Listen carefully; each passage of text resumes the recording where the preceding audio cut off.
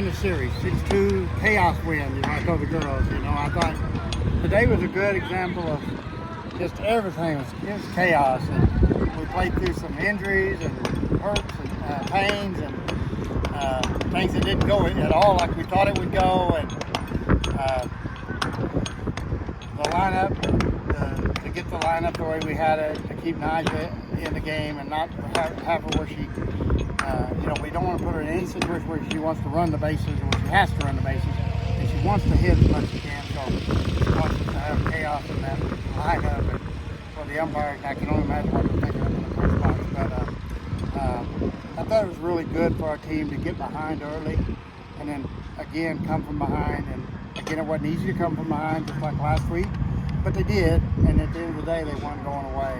I thought it was a great win for our program today, and I like how they handled the adversity all throughout the 7 games.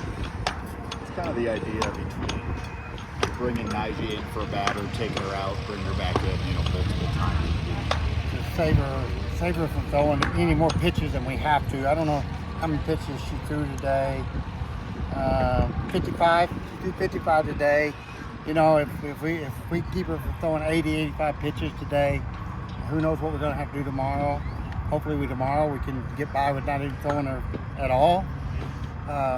The plan today was for her not to throw at all. In a perfect world, if we could have kept from using her and got the win, but we have to get the win.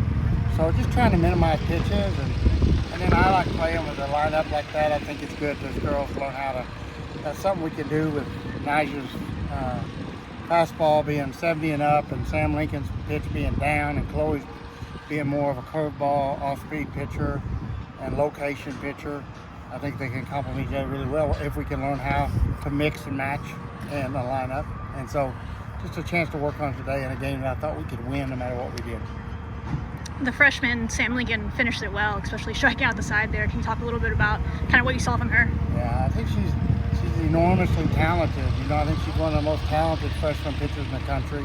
She's working extremely hard in the weight room. She's working extremely hard in the bullpen. She hit it come in the fall, hitting 64, 63 mile an hour. I think her first workout was in the bullpen.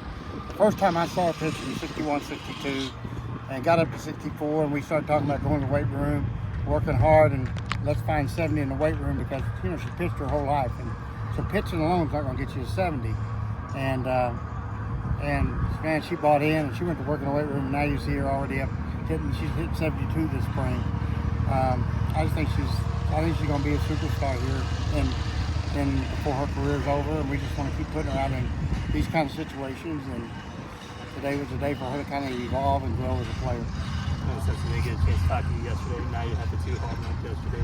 What have you kind of seen from her as she is evolving back into the hitting side? Yeah, you know, she got to hit a little more this week in practice, and she got to actually practice hitting a lot. And you know, the more she does, it's a lot of soreness right now. You know, everything she adds back into her practice sessions, you know, increases the strain and the fatigue on her leg. She got a lot of fatigue going on in the lower half, and so we're just having to walk a fine line there. You know, we've been doing it for 2 months. But she got a good week of practice, and it showed off in the game yesterday. It showed off on her lineup. 2 home runs were huge. We don't win that game without her bat. And, you know, we wanted to hit her again today, but she also knew her legs were really tired. So we'll see how she feels tomorrow. And it'll be a game time decision how we use her tomorrow and how much we use her, if at all. Well, and kind of going back to last night, today you didn't need her bat, but what you kind of seen offensively these last, I think it's 4 games where we've been kind of tight contests. Bats maybe aren't going. There's some getting out at home play. Yeah. And, you know, we've been aggressive to a fault. And a little bit of that's my fault. I want to be super aggressive, and you know, to be really honest, I just done a lousy job coaching third base. I stopped maybe a little too late there, and you know, we're going to be aggressive. And sometimes that happens when you are, but we played through all that. That was good for us to just keep pushing, keep making them make plays. What about just kind of offensively? Good.